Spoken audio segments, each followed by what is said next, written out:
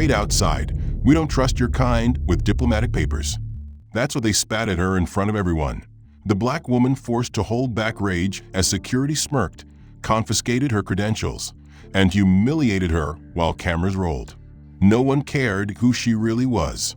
No one listened. Want to know how this ends? Watch to the last second, like, subscribe, and tell me in the comments, what would you have done if you saw this happen? In the gleaming halls of the International Airport, Ambassador Grace Williams walked with a quiet poise that only years of diplomatic negotiation could teach. She wore a tailored navy suit with subtle gold accents that spoke of understated power. The leather briefcase in her hand contained classified documents, her diplomatic passport, and the critical flight papers that would grant her diplomatic clearance to board the government-chartered plane waiting for her on the tarmac. She had just negotiated a $2 billion aid package to support infrastructure and education in underdeveloped regions, money that was supposed to flow today, contingent on her safe arrival to the signing ceremony. Grace had done this 100 times before. She'd walked through customs in dozens of countries without incident. She knew the protocol, the language, the expectations. She approached the diplomatic check-in counter, already rehearsing her polite greeting to the officer in her head. But today, something fell off. The man at the counter, Officer Rick Donovan, lounged on his stool, scrolling on his phone. As she cleared her throat gently, he didn't bother to hide the exaggerated roll of his eyes. "Yeah? What do you want?" he asked without looking up. Grace steadied her breathing. "Good morning. I'm Ambassador Grace Williams. Here are my diplomatic flight papers. I'm cleared on priority code level 1 for the special charter." She handed him her passport and the embossed official documents. He finally looked up, squinting at her for a long, silent moment. His lip curled slightly, as if the very idea of her claim was offensive. "Ambassador, huh?" he asked with forced skepticism. He flicked the papers with a single finger, as if they were dirty. "These look real fancy. Where'd you get 'em? Printed at Kinko's?" A few people in line behind Grace let out surprised chuckles.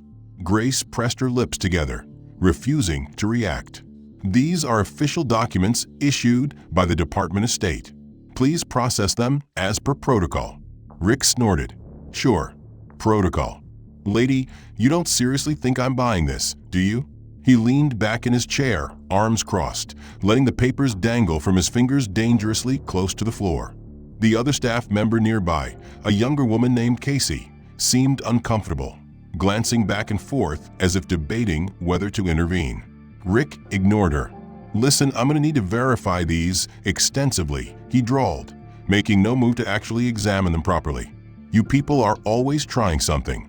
His voice was low, but just loud enough to carry. Grace's fingers twitched at her side. She forced herself to speak calmly. "Sir, I'm on a government mission. I request you expedite this process immediately." Rick chuckled and slowly, with exaggerated deliberateness, dropped the papers onto the floor. "Oops," he said flatly. "Better pick those up, Ambassador." Grace stood frozen for a moment, feeling her cheeks burn. She bent down carefully, retrieved them, and straightened up, eyes locked onto his, refusing to give him the satisfaction of seeing her rattled. Behind her, the line was growing. Some watched in awkward silence, others in open curiosity or mild disdain. A businessman in an expensive suit shifted and sighed theatrically. "Can we get this line moving?" he called out. Rick turned and gave the man a thumbs up. "Yeah, just trying to keep it secure here, sir. Can't let anyone sneak onto a diplomatic flight with fake papers. You know how it is." The businessman laughed uncomfortably. Grace tried once more. "Officer Donovan, this is an urgent matter of state. If you delay me, you will be personally accountable for an international breach of protocol." Rick's expression hardened, the smirk fading to something colder. "You threatening me now? That how it is?" He leaned forward, his voice dropping to a near whisper. "You think that badge means something to me? Not today. I know what you're trying to pull." Grace blinked. "What am I trying to pull, exactly?" "Playing dress up, talking all fancy, showing off paperwork. Probably some scam they taught you. I'm not buying it." He turned to Casey, waving her over. "Hey, get security down here. We got a situation." Casey hesitated. "Rick, her credentials say I said get security," he snapped. Grace drew a slow breath, glancing at Casey, who met her gaze with an apologetic flicker before picking up the phone. Grace's mind raced. She had the clearance. She had the authority. And yet here she was, being humiliated like a criminal in front of strangers. She looked around at the other passengers watching. Most avoided eye contact. Some shook their heads. One woman took out her phone and subtly started recording. Rick didn't care. He was enjoying this. "We'll let the big boys sort it out," he said, leaning back with an expression of smug satisfaction. "In the meantime, you're not going anywhere." The tension was electric.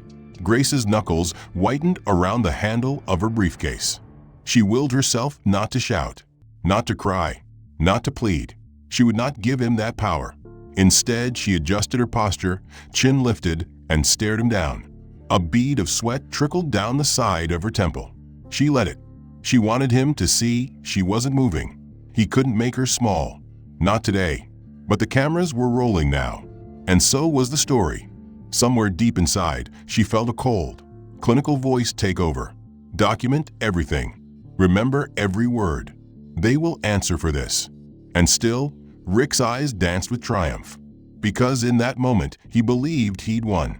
Grace refused to let her fingers tremble as she gathered her papers from the floor and faced Officer Donovan again, her spine rigid with a diplomat's trained poise. The terminal's polished floor reflected the fluorescent lights in harsh gleams, and the line behind her had grown restless, punctuated by impatient huffs and passive-aggressive throat clearing. She cleared her own throat deliberately, meeting Rick's satisfied, mocking stare with cold determination. "I will ask you one final time," she said, voice steady, "to process my diplomatic clearance per the established protocol." Rick snorted so hard it sounded theatrical, causing a young man in line to snicker. "You're not in charge here, lady. You don't get to demand anything." He picked up her diplomatic papers again, thumbed through them with exaggerated slowness, and then snapped them shut with a loud clap. "Actually, you know what? I think I'm going to have to confiscate these," he announced, raising his voice so the entire line could hear. A murmur went through the waiting crowd. Grace's eyebrows lifted, mouth tightening as she struggled not to show shock. "Confiscate them," she repeated carefully. Rick smirked, waving the papers casually like a trophy. "Yeah, I'm not convinced these aren't fake. Could be a security threat. Could be anything." His grin widened. "Besides, you're getting pretty mouthy. Don't think I like your tone. Keep it up, and these are gone for good. No return." Grace's heart pounded, but she spoke with practiced calm. "These are official diplomatic documents recognized under the Vienna Convention. If you confiscate them without cause, it will be seen as an act of aggression by your government." Rick whistled sarcastically. Oh, big words. So scary. He leaned back and tossed a folder onto the counter dismissively, keeping a possessive hand on top of it. "Lady, don't think you can lawyer your way out of this with fancy talk." Grace drew in a slow, measured breath, and then let it out just as deliberately. She refused to blink. "Then call your superior." Now, the command was quiet, but left no room for debate. Rick's eyes narrowed, the first real sign that her composure irritated him far more than any outburst would have. He leaned forward, voice dropping to a cruel whisper only she could hear. "Keep talking, and I'll make sure you don't see these papers ever again." Then, raising his voice to normal volume so the others could hear, he continued, "Or better yet, maybe you'd like to see what happens when you threaten airport security." Grace didn't flinch. "Call your superior," she repeated. Rick snorted and pushed himself away from the counter. "Sure," he drawled loudly, drawing the attention of everyone in earshot. He pressed a button on his desk microphone, his finger lingering, so his words broadcast over the entire customs hall. "Security, we have a passenger here refusing to comply and threatening staff. Possible impersonation of a diplomat. I'm requesting immediate backup." His voice boomed through the terminal. Conversations paused mid-sentence. Dozens of heads swiveled toward Grace. A low wave of whispers rolled through the crowd. Several cell phones rose, cameras recording the scene eagerly. Grace's pulse roared in her ears, but she didn't move. She had seen riots start with less. She knew every second of this spectacle was a calculated humiliation. She also knew the damage it could do, not just to her reputation, but to her mission. And still she stood, shoulders back, eyes on Rick's triumphant face, as the security team's boots began to pound against the polished floors in the distance. Casey, the junior staffer, looked like she wanted to sink through the floor. She leaned in toward Rick. "Rick, she's got a diplomatic badge code," she hissed. Rick didn't bother lowering his voice. "And I said I don't buy it. You want to put your job on the line vouching for this? Huh? Because if you do, say so right now." Casey swallowed hard and looked away. Grace felt an old, familiar disappointment weigh on her. She didn't blame the girl entirely. She'd been there once, young, new, afraid to speak out when the cost was too high. But that didn't change the outcome. As the crowd gathered, Rick turned to face them like an actor basking in applause. "Sorry, folks," he announced cheerfully. "Just dealing with someone trying to skip the line and cause trouble. Don't worry, we'll take care of it." Several people muttered unbelievable, but not about him. Grace heard the word entitled thrown her way. She forced herself to inhale again, counting slowly in her mind. 1, 2, 3. Control. She would not shout. She would not break. A mother in line pulled her child closer, as if Grace might lunge. A businessman raised his phone higher, grinning with schadenfreude at the spectacle. Someone else began a live stream, narrating gleefully. "Yeah, they're calling security on her. Look at her face, she's pissed." Rick's gaze flicked back to Grace, and he couldn't hide his satisfaction. "I told you to stop causing trouble," he said loudly, to make sure everyone heard. "But you wouldn't listen. Now you can explain it to the police." Grace's fingers tightened on her briefcase so hard it creaked. She had no choice now but to wait for security. She could imagine the report they'd file, the questions they'd ask. She could already feel her mission crumbling. Billions in aid were at stake. Trust she'd spent years building was on the line. But she also saw the camera phones, the sea of strangers watching. She understood in that moment that this was no longer just about her. It was about every person who'd ever been told they didn't belong, who'd been forced to prove their worth again and again.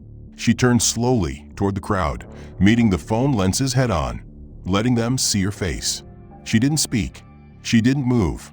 She just stood there, dignified, silent, unyielding, and Rick hated it. She saw it in the twitch of his jaw, the sudden flash of irritation. He wanted her angry. He wanted her begging. He wanted her to break. But she wouldn't. Not yet. The security team rounded the corner, four officers in crisp uniforms moving briskly. The crowd parted like the Red Sea, some people stepping back in fear, others pressing closer for a better angle. Rick's grin widened, his voice dripping smugness. "Over here, guys. This is the one causing all the problems." Grace didn't turn to look at them. She kept her gaze level with Rick's, refusing to drop her eyes. For the briefest second, something flickered in his expression. Discomfort, maybe. But he buried it fast. The officers closed in around her, hands resting near their belts, scanning her and Rick with professional suspicion. The air in the terminal felt electric, crackling with anticipation. Grace breathed slowly, deliberately. She reminded herself she was still the ambassador, even if they didn't know it yet. Grace stood perfectly still, flanked by four uniformed security officers whose body language telegraphed practiced authority. But even they hesitated for a beat, uncertain about the situation now that cameras were recording from half a dozen angles. The air was thick with whispers and the sterile chill of overpowered air conditioning, punctuated by the constant overhead announcements for boarding gates. Rick adjusted his posture with smug confidence, waving the diplomatic papers in front of the lead officer. "Here you go, guys," he said, voice oily with false helpfulness. "Passengers causing a disruption, refusing to comply. Says she's some big-time diplomat, but check out these documents. I don't trust them." He handed the folder over with the air of someone presenting evidence at trial. Grace remained silent, but met the lead officer's eyes with unwavering steadiness. He was a broad-shouldered man in his late 40s named Lieutenant Grant Hayes, whose badge shone under the fluorescent lights. He accepted the documents, flipping through them with a studied neutrality that gave Grace the slightest flicker of hope until she saw the glance he exchanged with Rick.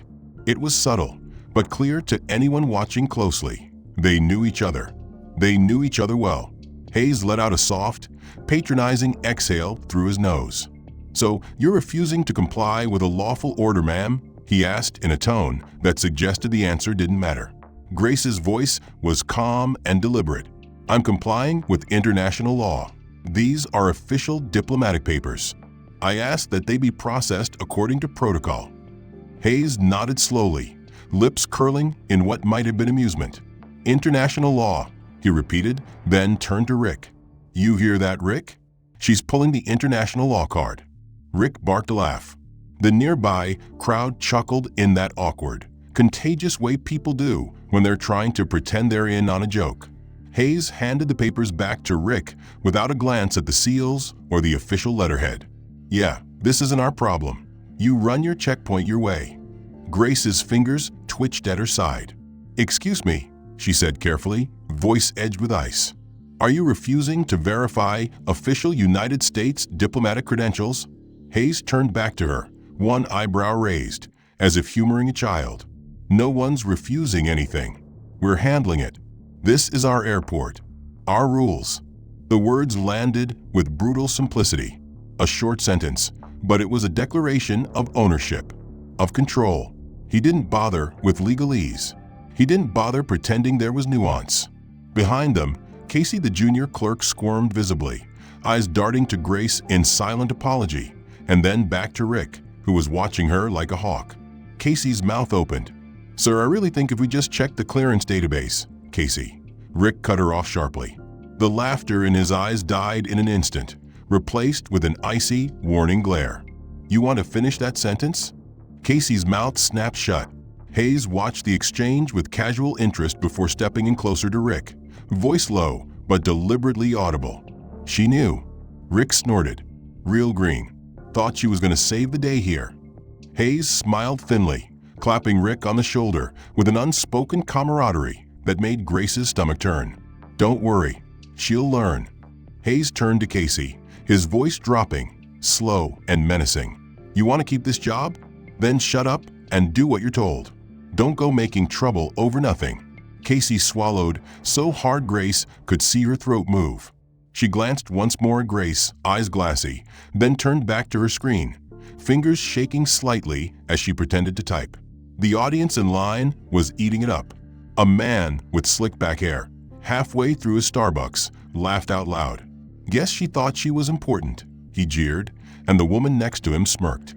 Grace felt her pulse thud in her ears, but she held herself perfectly still. She'd been trained for crises. She knew that the worst way to fight this was to give them the outburst they wanted. Rick turned back to her, tapping the confiscated folder against the counter like a teacher about to scold a student. "You see, Ambassador," he said, savoring the sarcasm, "we got rules here. We don't just let anyone through because they wave around some papers." He flicked his eyes to the crowd to make sure they were still watching. They were. "I mean, you could have printed these at home," he added, and the snickering spread. Hayes chuckled along. "She probably did. Got a good printer, too." Grace's fingers tightened around the handle of her briefcase. She focused on the weight of it, the leather biting into her palm. Anything to anchor her. Anything to keep the anger from bubbling over. She wanted to scream.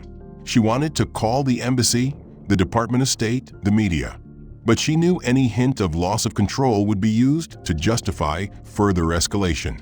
Hayes flipped the folder open one last time without really looking at the contents, then closed it and handed it back to Rick as if it were a worthless receipt. "Your call, Rick. She's all yours. We're done here." Rick grinned. "Appreciate it, Lieutenant." Hayes turned on his heel and walked away without another word. The officers followed, their boots clicking in unison, leaving Grace once more alone with Rick and the increasingly hostile line of onlookers. Rick watched them go with a satisfied tilt of his head before returning his gaze to Grace. "Well, you heard the man. This is my checkpoint. My rules. He leaned in, dropping his voice to a conspiratorial hiss that was still loud enough for everyone to hear. You don't belong here. And the sooner you get that through your head, the better for all of us. Grace inhaled slowly, deeply. She tried to steady her breathing as the camera phones lifted higher. She could feel her face heating. Not with shame, with rage. But she knew it would serve no purpose to show it. She watched Rick as he set her diplomatic folder aside with deliberate carelessness, stacking it under a pile of unrelated papers like it was trash to be dealt with later. Casey glanced over once more, eyes pleading, lips parting like she wanted to speak, but Rick caught her with a glare that promised consequences. She turned away, shoulders slumping in defeat. The tension in the air was so thick it vibrated. Grace held her ground, voice low and measured. You are violating federal and international law. I will have your badge for this. Rick's eyes glinted with amusement. You think I care? He asked and laughed outright. Call whoever you want. Nothing's going to happen to me. This is my airport. My rules. He gestured mockingly around the terminal. Look around, Ambassador. You see anyone coming to help you? He paused, savoring the silence. The answer was obvious. No one moved. No one spoke. No one came to help. And Grace realized with a sickening certainty that that was the point. Grace stood rooted to the floor, the sting of Rick's smug words vibrating in her chest, every muscle in her body screaming for her to lash out, to shout the truth of who she was. But she stayed silent, her mind spinning with protocol and consequences, and the searing knowledge that every camera phone pointed her way was capturing this moment forever. Rick flicked a glance toward Casey, who shrank behind her computer screen, pretending to focus on lines of meaningless text, as if that could hide her shame. A heavy silence settled over the checkpoint until the pounding of boots on polished tile returned, louder this time, and Grace didn't even bother turning her head. She could feel them coming. For uniformed airport police officers, their badges gleaming under the harsh overhead lights, approached with a purposeful stride of men who already knew how this was going to end. The lead officer, Sergeant Walters, looked directly at Rick with practiced familiarity. What's the situation? He asked, voice clipped but calm. That brutal calm that comes from knowing you hold all the power. Rick didn't miss a beat. Passengers refusing to comply, claims to be a diplomat. Won't follow orders. Could be fraudulent paperwork. He waved dismissively at Grace, who stood silent and immobile, eyes locked on the sergeant's face. Sergeant Walters glanced at her, but his gaze was appraising, skeptical, already making up his mind before she could speak. Grace inhaled slowly, prepared to recite her credentials for the 1000th time. But Rick kept going, a salesman closing a deal. Tried to disrupt the line, threatened staff, wouldn't cooperate, he added, shrugging theatrically. The lice slid off his tongue with the easy fluidity of long practice. Grace felt something cold and deep twist in her stomach. She opened her mouth to speak, voice low and precise. Officer, I am Ambassador Grace Williams, assigned by the Department of State. My papers were unlawfully confiscated. I am requesting they be processed immediately. She paused, willing her voice not to crack, watching Walter's eyes for any flicker of recognition or respect. Instead, his lip curled. He didn't even glance at Rick's hand on her folder. Ma'am, you need to calm down. The words landed like a slap. Calm down. A phrase that meant sit down, shut up, know your place. She tried again. My diplomatic immunity is being violated. This is a breach of the Vienna Convention. You will be accountable for this. But Walters had already turned his head slightly toward the other officers, giving them a subtle nod. Two of them moved to flank her sides. She tensed, forced herself not to step back. She was keenly aware of every camera lens pointed her way, the live streams, the whispers growing in the crowd. Rick's grin widened. He leaned against the counter, arms folded, basking in the show. She's been combative from a start, he added helpfully, voice rising just enough for the gathering crowd to hear. Tried to push her way through. Real aggressive. That word, aggressive. It settled over the scene like a poisonous fog. She saw a woman clutch her designer purse closer. A businessman in line whispered something to his friend. both of them glancing at Grace with thinly veiled disdain. Walters didn't ask for her version again. He simply pulled out a small black notepad and began writing quickly, ignoring Grace's protest. "Refusal to comply," he muttered as he scribbled. "Possible false documents. Threatening staff." She watched in numb disbelief. Her entire identity, her career, her mission, being reduced to bullet points in someone else's narrative. "Officer," she said, voice cracking now despite herself, "I am authorized to call the embassy. You are required to allow me to." He didn't even look up. "For our safety and yours," he said flatly, "we're placing you in restraints while we verify your identity." And before she could finish inhaling, the two officers at her sides grabbed her arms with efficient, unhesitating force.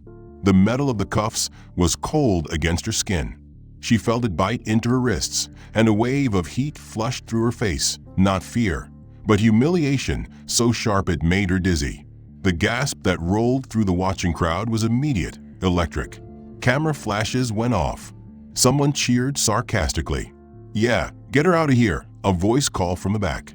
Rick watched it all, with that same satisfied grin, arms folded like a king watching an execution. "Careful," he said with mock concern. "She's been real mouthy." Grace clenched her jaw so hard her teeth hurt. She refused to let the tears gathering at the corners of her eyes fall. She knew instinctively that the image of her crying in cuffs would spread even faster. Walters gave her a perfunctory pat down, ignoring her flinch, then gestured with his chin. "Let's move." They turned her with practiced, impersonal force and began escorting her through the terminal. But they didn't take her through some discreet back corridor. No, they led her through the center of the VIP security lane, past the roped-off entrance for first class, where the wealthy and powerful lined up with their designer luggage and their champagne tickets. She felt their eyes before she saw them. Shock, disgust, judgment. A young mother pressed her child's face into her coat so he wouldn't see. An older man actually recoiled, his eyes going wide with horror before turning away. Another passenger raised his phone, recording gleefully. "Look at her," someone muttered. "Thought she could scam her way onto a diplomatic flight. Probably smuggling something," another voice added. This one casual, bored, as if discussing the weather. Grace's breath shuddered in her throat, but she forced herself to keep her head up, refusing to bow. She let them see her face. Let them see the betrayal in her eyes. The betrayal of a system that had promised to protect her, that had taught her to play by the rules only to break them at her expense. Walters didn't hurry. They walked her slowly, deliberately, each step punctuated by the clicking of polished shoes against sterile tile. He announced to another officer at a checkpoint they passed, "Passenger in custody for attempted fraud." He didn't even look at her when he said it. She saw the way the words spread like oil on water, the way the faces around her twisted and hardened. The brand of criminal, liar, imposter seared into her reputation in real time. She tried once more. "Call the embassy. I'm invoking diplomatic privilege." Her voice was raw now, but firm. One of the officers at the side glanced at her with something almost like pity before looking away quickly. Walters didn't even acknowledge the plea. Rick trailed behind at a comfortable distance, making sure he was always in frame of the dozens of cameras tracking every moment. When they passed a luxury lounge with glass walls, Grace saw the occupants look up from their champagne flutes and tablets, startled at first, then disgusted. She saw a man whisper into his wife's ear and nod toward her like she was a zoo exhibit. A woman snapped a photo through the glass. The hush that fell inside the lounge was suffocating, broken only by the occasional muttered insult. Grace felt every ounce of their collective judgment burning through her skin. She felt her mouth go dry, her knees threatened to buckle. But she didn't stumble. She didn't give them that satisfaction. She kept her eyes fixed ahead, past the crowd, past the police, past the glass walls and security checkpoints. She let her mind lock onto one single, icy thought: this isn't over. Grace felt every stare burning into her back as the officers marched her away from the glass-walled lounge, their hands firm on her arms, their pace steady but unhurried, as if they relished how public each step had become. She tried to keep her gaze fixed ahead, tried not to meet the eyes of the onlookers who clutched their pearls and whispered their judgments. But even with her chin lifted, she could feel their scorn latching onto her like burrs. When they finally turned down a service corridor, the noise of the terminal faded, replaced by a sterile, echoing quiet that somehow felt worse than the gawking crowd. The officers led her through a gray steel door into a holding area that looked more like a utility closet than any official space, narrow, windowless, the walls lined with dented metal filing cabinets, and a flickering fluorescent bulb overhead that hummed with a low, oppressive drone. The moment they stepped inside, Walters gestured for the others to release her, and she felt the weight of their grip fall away, replaced by an emptiness so abrupt it nearly knocked her off balance. She caught herself on the corner of a battered metal table, breathing hard, her cuffed wrists aching from the pressure. Walters moved around to the other side of the table and sat down with a groan, as if she were an inconvenience he couldn't be bothered to conceal. He gestured at the chair across from him. "Sit." She did, slowly, deliberately, because she knew they wanted her to look afraid. She wouldn't give them that. One of the other officers remained by the door, arms folded over his chest, gaze fixed on the wall behind her like he couldn't be bothered to look at her directly. Walters opened a manila folder, scribbled something, then lifted his gaze to hers with the bland expression of a man who had decided everything he needed to know before she ever opened her mouth.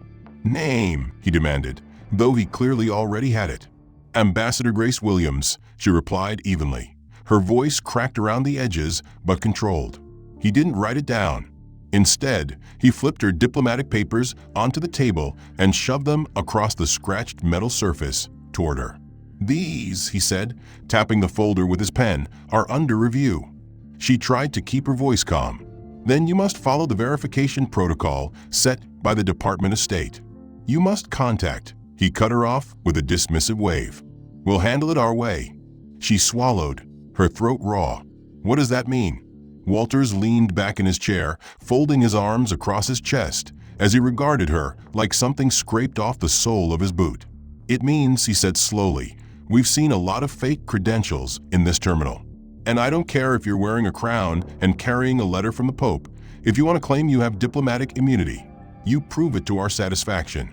Her stomach sank as she watched him pull a plastic water bottle from his pocket and unscrew the cap. For a second, she thought he was just going to take a drink. But then he gestured to the officer by the door, who stepped forward and laid her papers flat on the table. Her heart lurched. "Don't touch those," she warned, her voice sharp enough that even Walters paused. But then he smiled, a slow, nasty curl of his mouth that told her he'd wanted this reaction all along. "We have to confirm these seals aren't counterfeit," he said casually, like it was the most obvious thing in the world. "One way to do that is to test the ink." Grace felt her nails dig crescents into her palms as the officer pressed the papers flat, holding them in place. Walters tilted the bottle. The first splash of water was small, a deliberate flick of the wrist that sent a cold trickle across the embossed gold seal. She sucked in a breath she couldn't control as the water soaked into the fibers, the ink already starting to blur. "Stop," she ordered, her voice low but shaking now. He ignored her, tilting the bottle further. A second splash hit the page. The seal's gold flake lifted in the pooling water. She watched her credentials, the tangible proof of years of service, disintegrate under his hand, and something inside her cracked so violently she thought she might actually vomit. But she still didn't break.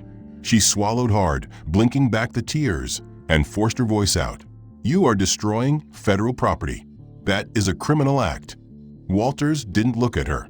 "We'll see if they were real property," he murmured, giving the folder one final dousing before setting the half-empty bottle down with a decisive clunk.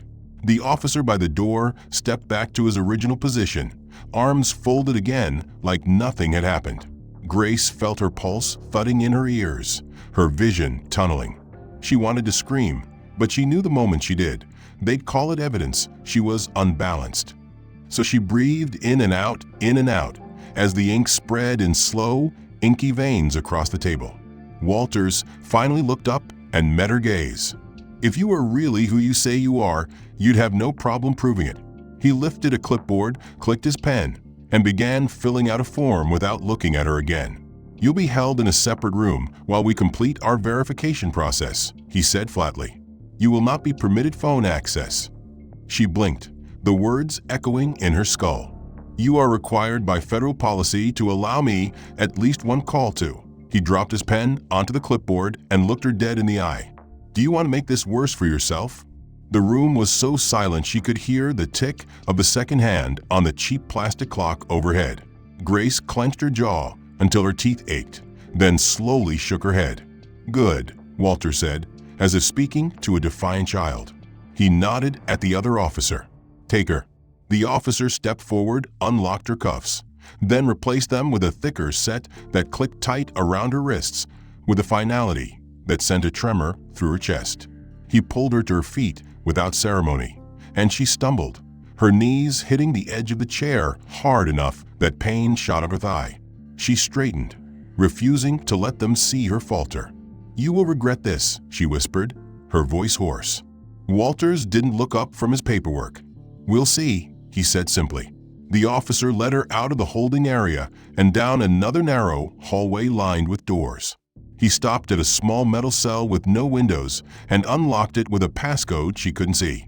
"In," he ordered, not unkindly, but with the weary finality of someone who'd done this too many times to care. She stepped inside, her heart hammering. The door clanged shut behind her with a hollow echo that vibrated in her bones. She stood in the middle of the tiny room, the stale air pressing down on her, and felt the last shreds of her composure fray at the edges. A single metal bench jutted out from the wall, bolted to the floor. There was nothing else. No phone, no clock, no window. Only the knowledge that somewhere outside this cell, Walters was probably telling his colleagues that she was just another liar caught in her own scheme, that her credentials were a prop, her story a performance. She lowered herself slowly onto the bench, feeling the cold steel seep through her slacks into her skin, and drew in a shuddering breath that tasted like metal and old dust. As she exhaled, she imagined her embassy ringing unanswered, her colleagues waiting for her arrival, the aid package hanging in limbo. And she knew they would not stop here. Grace sat on the freezing metal bench, her back pressed against the wall of the windowless cell, the air thick with recycled dust and the sharp bite of disinfectant, her wrist still cuffed, the metal biting into raw skin as she shifted slightly to ease the ache that had settled in like a second pulse. She closed her eyes for a moment, imagining the polished diplomatic corridors she was supposed to walk that day, the conference room where millions in aid would be pledged, the children whose futures might have been changed by those funds, now stalled by the arrogance of men who had refused to see her. Outside the cell, the hallway echoed with footsteps and muffled conversation. She strained to hear anything, any clue of what they were doing, but the words blurred into an indistinct drone of authority and indifference. Somewhere, she thought, someone had to be reviewing her credentials properly. Someone would see the seal, the signature, the clearance code. She forced herself to believe that because the alternative was too heavy to carry. But in the cramped, fluorescent-lit office just down the hall, Officer Rick Donovan wasn't verifying anything. He sat at the cluttered processing desk, Grace's water-warped diplomatic folder spread in front of him, like a joke he was eager to share. He angled his phone carefully, tapping the camera shutter with a twisted sort of delight, capturing the ruined seal and blurred text in crisp high resolution. Casey, the junior clerk, watched from her corner, eyes wide and haunted as Rick began typing one-handed into his work chat. "Hey guys," he wrote, adding a laughing emoji. "Check out our newest ambassador. Budget cosplay at its finest." He hit send. Within seconds, the reply emojis flooded in. Laughing faces, rolling eyes, even the skull emoji for dead. Someone added a meme of a cheap Halloween costume captioned, "Diplomat for $5.99. Rick chuckled, copying the photo again and pasting it into another chat, this one labeled, "Staff only NSFW. Bet she printed it at home," he wrote, enjoying the moment too much to hide it. "Tried to act all fancy. Got her locked up now, lol." The likes and reactions piled up immediately. Casey's fingers hovered over her keyboard, trembling slightly as she watched the comments appear. One said, Should have seen her face when we cuffed her, pure meltdown.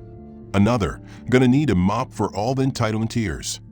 Rick leaned back in his chair, eyes on Casey now, his smirk widening when he noticed her expression. "What?" he asked mockingly, though the word was too sharp to be casual. She swallowed, trying to keep her voice steady. "Rick, we're not supposed to share those.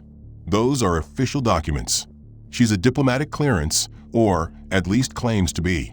We're supposed to send those to the verification team, not." He slammed his hand down on the desk, the noise cracking like a gunshot in the small office. Casey jumped. Rick's voice dropped into a low, poisonous register. "Finish that sentence." She couldn't. Her throat seized up. He stood slowly, towering over her even though she sat at her terminal. "You think you're going to tell me how to do my job?" he sneered. "You want to report this? You want to explain to the supervisor how you thought the fake diplomat deserved better treatment?" Casey's face paled. She tried again, weaker this time. I mean, we're supposed to process these seriously. Maybe we should actually check." Rick leaned closer, his voice a hiss that only she could hear. "You want to lose this internship? You want me to tell them you're not a good fit? That you're disruptive? Because I can. You're here on probation, princess. Don't forget that." She blinked rapidly, fighting tears that threatened to spill. Her fingers shook so badly she had to lift them from the keyboard to stop the clattering. She didn't respond. She couldn't. Rick watched her, eyes cold, before straightening up and turning back to his terminal with an air of complete dismissal. "Good talk," he said flatly, before turning back to the group chat, adding one last line under the meme he'd posted. "Anyway, she's crying in the holding cell now. Should be a fun ride for her when they finish processing."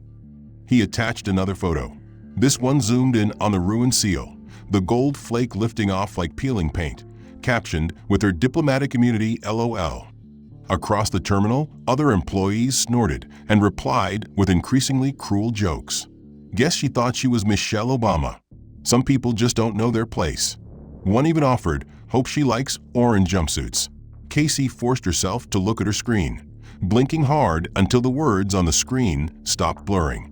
Her stomach twisted, while burning her throat. She remembered the way Grace had stood there, unbowed even as Rick called security, how she hadn't even raised her voice, how she tried to explain over and over in that calm, precise way that only made him angrier. Casey's fingers drifted to the trackpad. She opened the secure internal messaging system, the one they used for official complaints, and began typing. Incident report. Officer Donovan sharing official documents on personal chats. Unauthorized photos of passenger documents. Harassment. Violation of code of conduct. Requesting investigation. Her heart hammered with every word. She hit send before she could chicken out. For one brief second, she felt like she could breathe. Then the door opened. Supervisor Bennett, a man with thinning hair and deep frown lines that had set in decades ago, stepped in without knocking. His eyes landed immediately on her screen, the confirmation that her report had been filed still open. "Casey," he said quietly, too quietly. Her stomach dropped to the floor. "Step outside. Now." She obeyed without a word, rising on wooden legs. In the hallway, Bennett closed the door behind them with a click that sounded final. He didn't yell. He didn't need to. His voice was calm, deadly calm. "You know you're on probation," he reminded her, each syllable precise and deliberate. "You know this internship is a privilege, and yet you decided to make a formal complaint." She swallowed. "It's wrong. He's sharing private documents, making jokes. Donovan's been here for 12 years, Bennett cut in coldly. "He's one of my best. You think I'm going to entertain a complaint from a kid who's been here 6 weeks?" She opened her mouth, but no sound came out. He leaned closer, not shouting, but dropping his voice until she had to strain to hear it. "Delete it," he said. "Now." She felt her chest seize. But now, his gaze was flinty, unyielding. She turned back to the terminal, hands shaking so badly she could barely control the mouse. She navigated to the complaint log, found her report, and hit delete. The screen refreshed. The complaint was gone. Bennett's hand clamped on her shoulder, not friendly, not reassuring, but heavy, a warning. "Good," he said. Let's not have any more trouble. Understand?" She nodded mutely, her throat closing tight. Behind the glass walls of the holding area, Grace sat on the metal bench, unaware that her humiliation had already been reduced to a meme, unaware that the only person who had tried to speak up had been silenced before the words even left her mouth. Grace sat on the freezing metal bench in the windowless holding cell, the cheap fluorescent light buzzing overhead like an unrelenting accusation, the stale air pressing on her lungs with every slow, controlled breath. Her wrists were raw where the cuffs had been, and even though they'd removed them hours ago, the phantom weight still clung to her bones. She closed her eyes and forced herself to recite the diplomatic clearance code in her mind for the 100th time. The words mantra she refused to forget even if they refused to hear them. Outside her door, muffled laughter filtered through. The faint echo of jokes passed between bored officers who had written her off as nothing more than a nuisance, a liar, an intruder who dared to demand respect.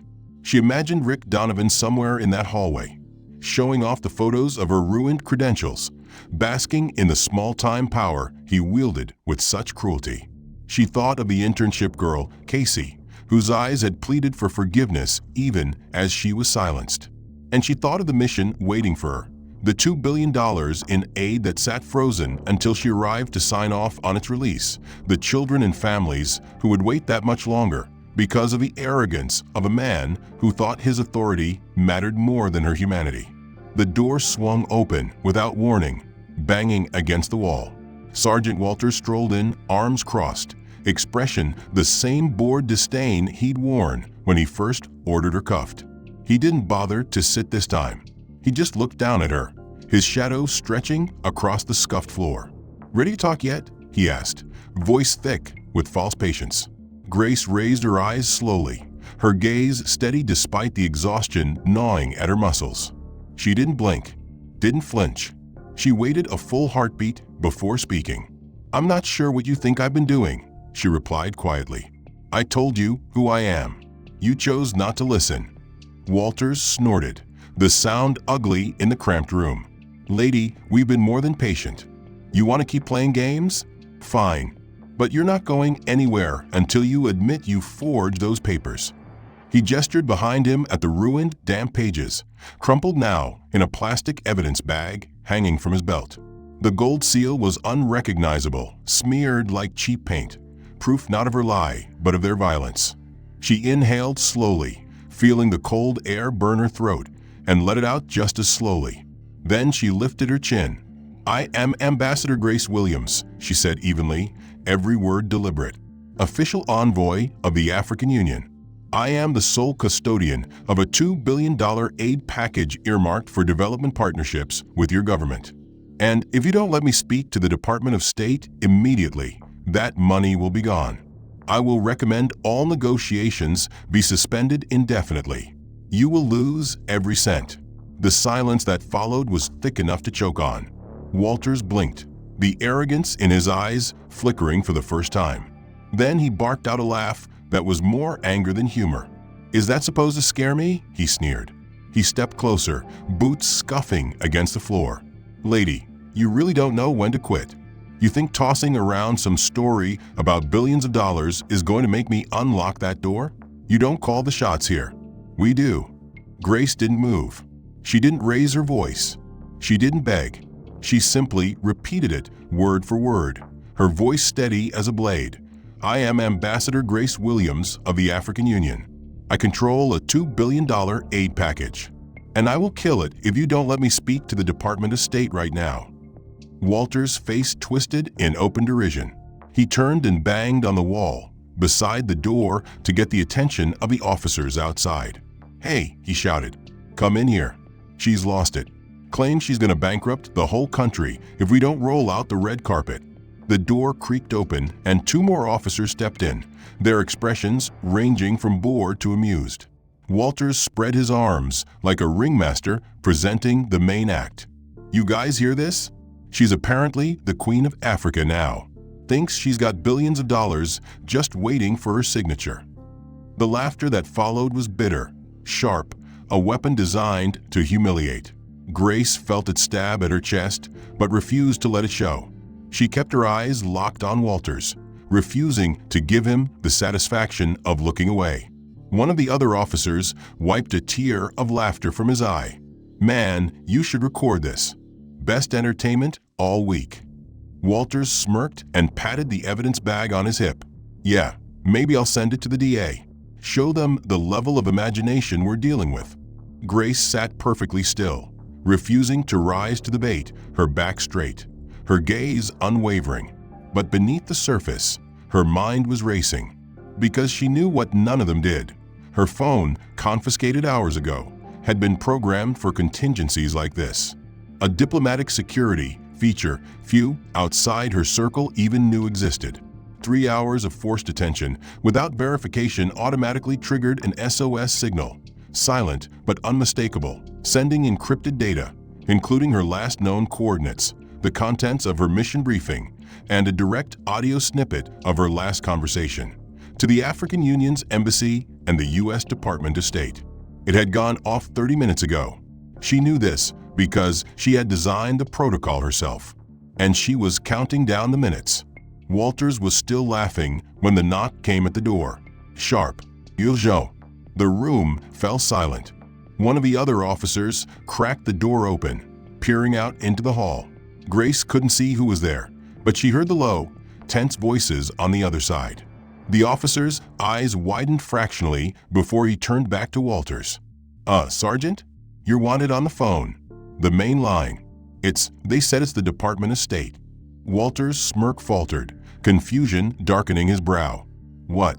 "They said now," the officer added, voice pitched lower. Grace felt the first crack in the wall of their arrogance. She didn't smile. She didn't move. She just watched. Walters growled something under his breath and stomped out into the hallway, the other officers following, leaving her alone in the cell. She waited, listening to the muted chaos that erupted outside. She heard shouting, the scrape of chairs, someone cursing. She couldn't make out words, but the tone was unmistakable. Panic. A phone rang shrill and loud, cutting through the noise like a siren. She pictured Rick Donovan in his cubicle, frozen with the phone to his ear, his mouth moving silently as the voice on the other end tore him to shreds. She pictured Casey, eyes wide as realization dawned that the woman they'd mocked was exactly who she claimed to be, that the jokes would cost more than anyone imagined. And she waited, not smiling, not celebrating, just waiting, because it wasn't over. Grace remained seated on the frigid metal bench in the holding cell, her back pressed firmly against the cement wall, the flickering fluorescent light overhead throwing erratic shadows across her exhausted face as she listened to the muffled chaos brewing just outside the door. Even through the thick metal, she could hear the scramble of footsteps, the frantic murmur of hushed arguments, the increasingly desperate tone of officers trying to sound in control of a situation that had slipped between their fingers like water through a sieve. She let the noises wash over her, exhaling slowly, deliberately, letting her mind flatten out like the surface of a calm lake, refusing to let satisfaction show on her face. This was the moment she'd predicted, the moment she'd engineered with every failsafe built into that battered diplomatic phone, now buzzing on some evidence table outside. She heard Sergeant Walters bark something unintelligible, but his voice cracked in the middle, panic seeping through the practiced authority. She pictured him red-faced, spittle gathering at the corners of his mouth as he demanded answers from subordinates who suddenly wouldn't meet his eyes. She heard a phone ring, once, twice, then a sharp, forced silence as someone picked up. The words that followed were hushed, deadly, the tone of men learning they were in the crosshairs of something far larger than their security detail. She heard Walters say yes, sir, and understood, and we can do that, the words clipped, strangled by fear. When the door finally swung open, the effect was immediate and humiliatingly transparent. Walters didn't stride in with his previous arrogance. He walked carefully, as if the floor had turned to ice, his mouth set in a grim, bloodless line. He didn't look her in the eye right away. Instead, he cleared his throat and gestured to the other two officers behind him. They fumbled with the keys at her cuffs with fingers that shook so badly they dropped the ring twice before getting it right. The metal fell away from her wrists with a dull clank that seemed to echo forever. Grace flexed her hands slowly, the red indentations throbbing with returning blood flow. She didn't thank them. She didn't move. She just stared at Walters, waiting. He swallowed, audibly. Then, voice rasping, he managed, "Ambassador Williams, you've been cleared. You're free to go." He paused, hesitated, then added, each word like broken glass in his mouth, "On behalf of airport security, I apologize for the inconvenience." Grace tilted her head slightly, her eyes drilling into his. "That's it?" she asked softly, the words gentle in tone, but sharpened to a lethal point. He winced. We were told to escort you to the main office for a video call." She said nothing, simply standing slowly, deliberately, letting the silence draw out long enough that he shifted on his feet. She adjusted her rumpled jacket with mechanical precision and followed them out. The hallway outside was a war zone of embarrassment.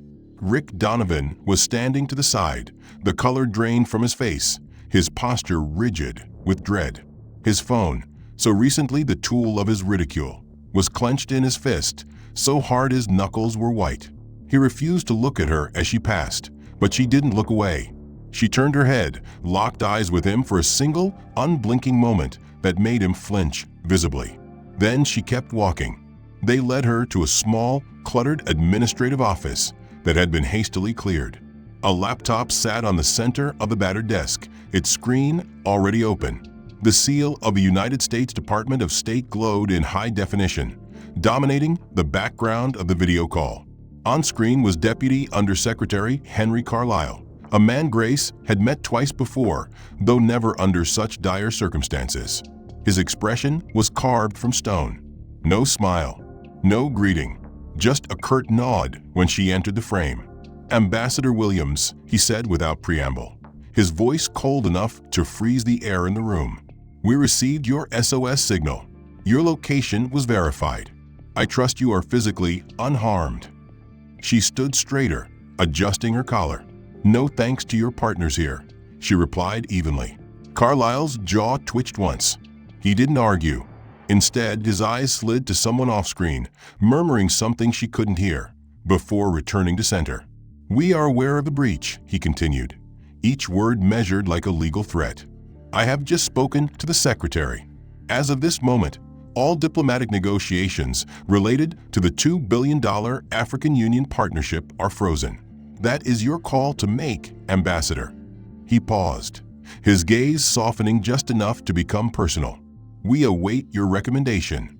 Grace didn't smile. She didn't nod. She let that silence weigh on the entire room. Behind her, she heard Rick swallow hard enough it sounded painful. Walters coughed awkwardly. No one moved.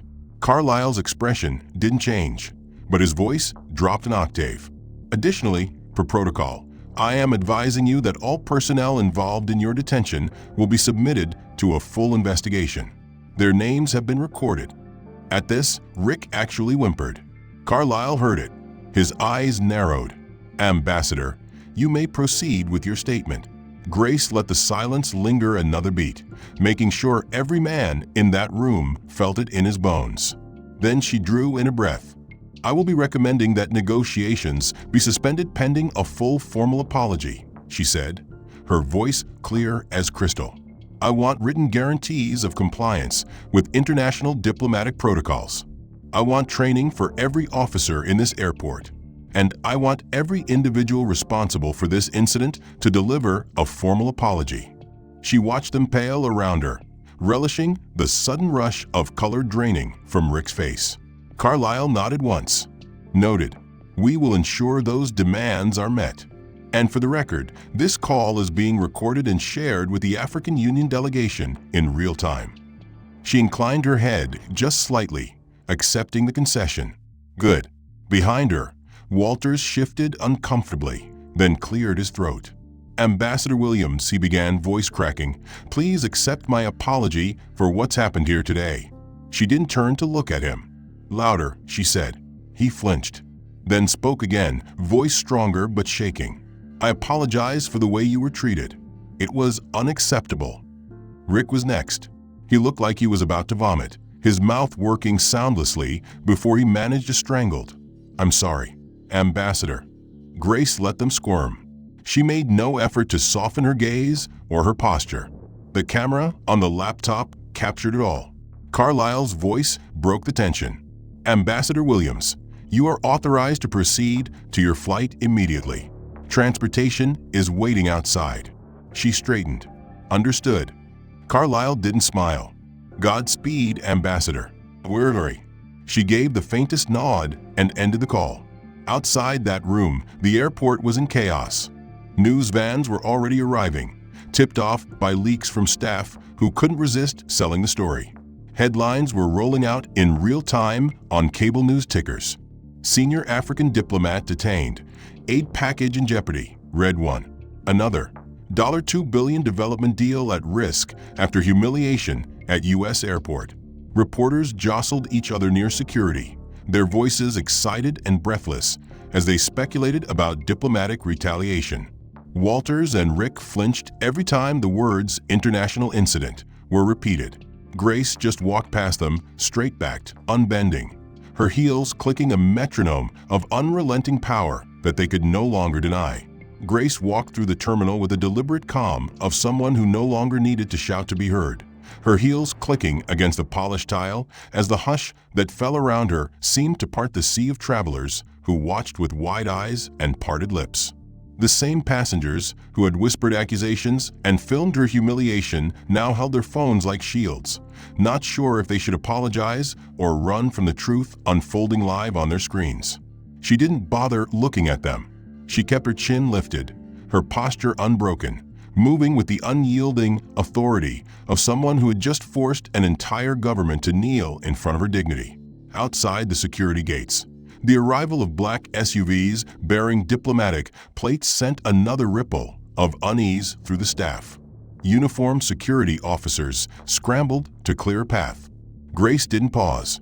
She stepped inside the waiting vehicle with the solemn nod of a general returning from the front lines of a battle she never asked to fight. As the car door shut behind her with a soft, definitive click, the airport itself seemed to exhale a single collective shudder, aware that something irreversible had happened. And the reckoning wasn't done. Because within hours of her departure, the real consequences began to fall like dominoes toppling in slow, satisfying rhythm.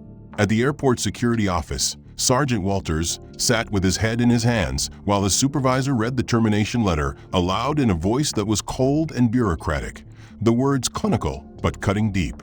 "Effective immediately. You are suspended without pay pending investigation. Any reinstatement will be contingent on findings by the Federal Oversight Board." Walters didn't argue. He didn't even raise his head. Rick Donovan wasn't so lucky. He was called into a different office entirely, where a district manager, red-faced with panic at the swirling media storm outside, didn't even bother with formalities. "You're fired," he spat, slamming the HR form on the desk so hard the pen bounced. "Not suspended. Not transferred. Gone. Effective now. Turn in your badge." Rick's mouth worked uselessly for a moment, fingers flexing on the countertop like he was looking for something to hold on to. We're not getting sued for you," the manager snapped. "We're not losing federal contracts over you. Do you know what they're calling us on CNN right now? A racist circus." Rick flinched as though the words were slaps, and the manager didn't stop. "They want a scalp. They're going to get yours. Get out of my office." Rick left without another word, his uniform wrinkled and sweat-stained, head ducked as he tried to avoid the eyes of the junior staffers who watched him go. He didn't succeed. Casey, the intern who'd once tried to speak up, sat frozen at her desk, her eyes wide with something that wasn't quite triumph, but wasn't pity either. When he passed her, she didn't look away. She met his eyes. He dropped his. Meanwhile, the airport's public relations team was in meltdown mode.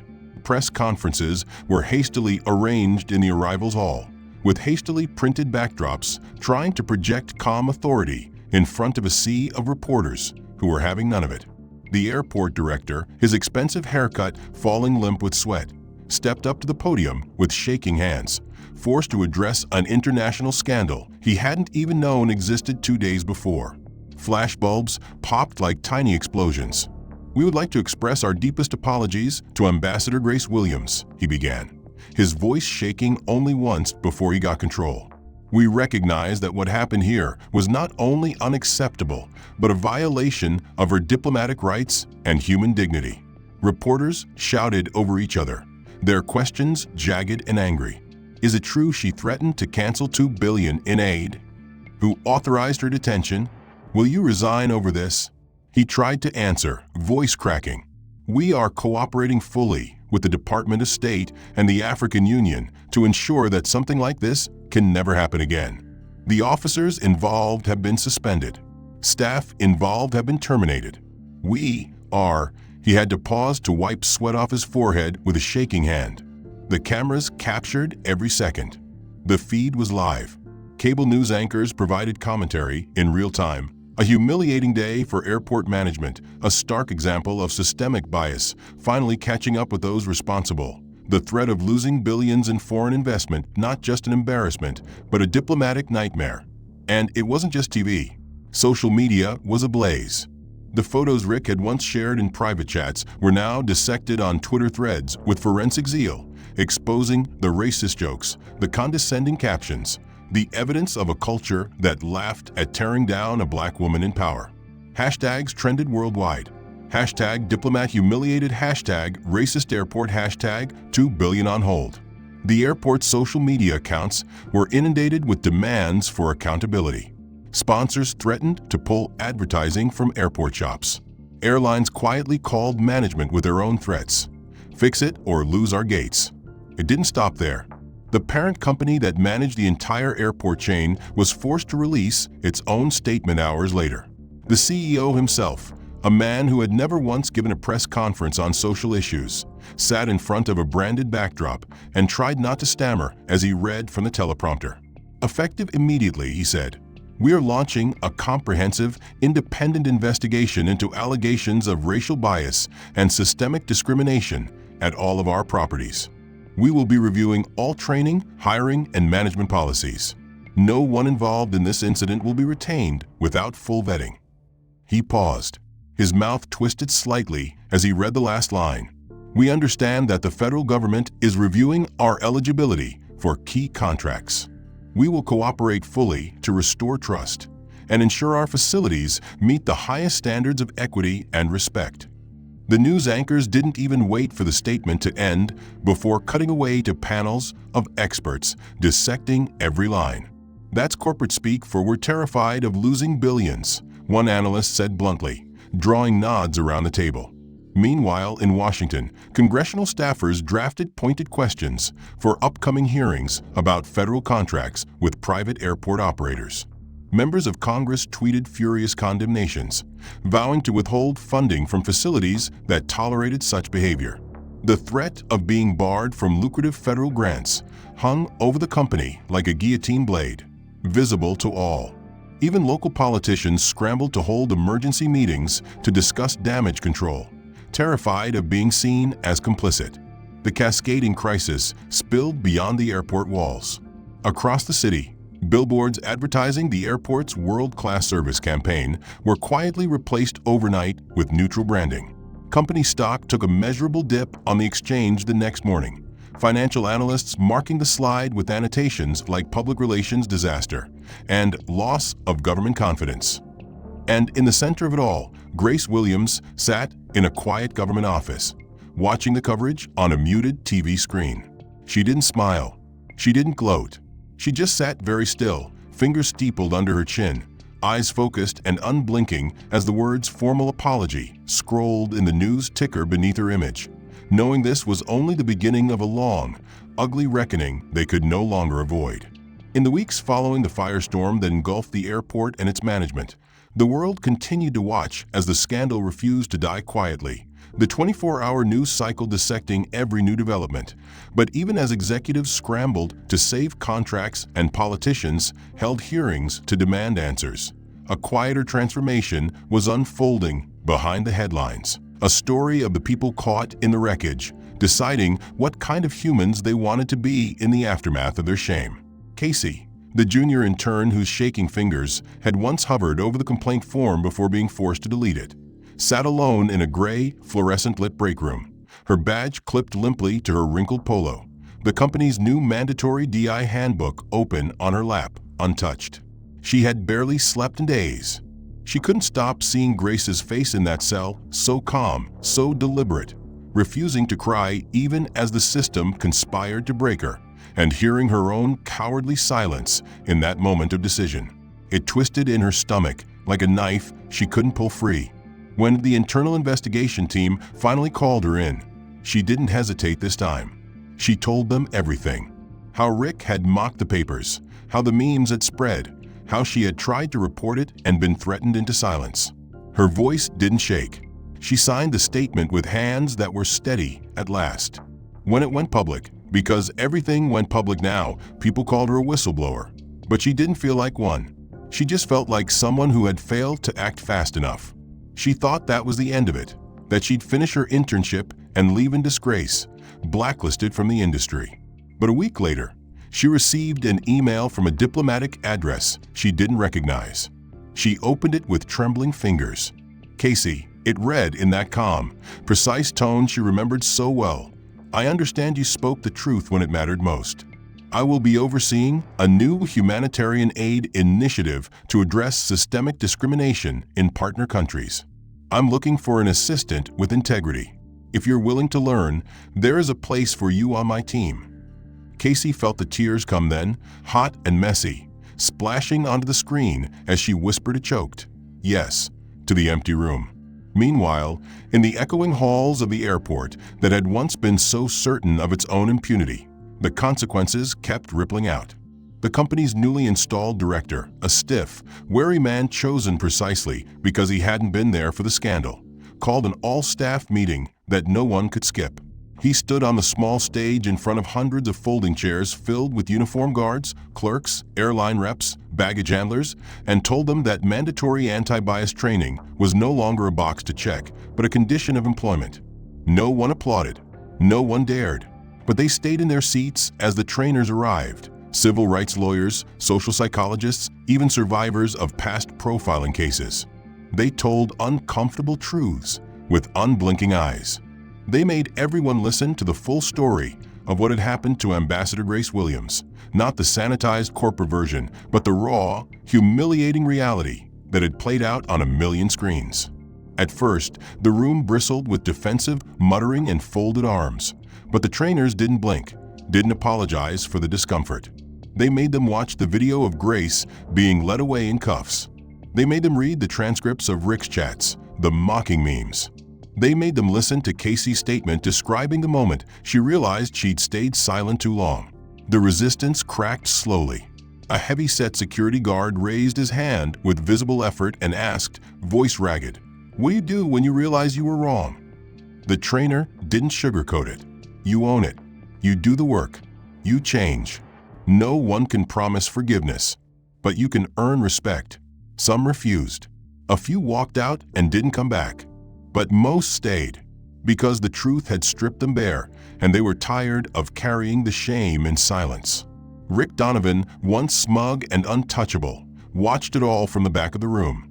He wasn't on payroll anymore, but he'd shown up anyway, face hollowed by weeks of public disgrace, unemployment, and the brutal clarity that he had no one else to blame. When the trainer invited volunteers to stand up and speak, Rick stood. The room went dead quiet. He didn't make excuses. He didn't try to justify himself. He just said, voice cracking, "I thought I was protecting the airport. I thought I was in control. But I was wrong. I hurt her. I hurt all of us. I can't undo it. But I can change." He swallowed hard. "If you'll let me." There was no applause. Just silence. Heavy. Real. A few nodded slowly. Some looked away. But no one laughed. In Washington, the Department of State issued a formal apology to Ambassador Grace Williams, televised live, the Secretary of State himself reading the words with grave sincerity. He promised sweeping reforms to protect all foreign diplomats, new protocols, new training. Grace stood there in her tailored Navy suit, watching the cameras flash, her expression unreadable. When it was her turn to speak, she was measured and devastating. "I accept your apology," she said, voice clear. But I do not accept that change is optional.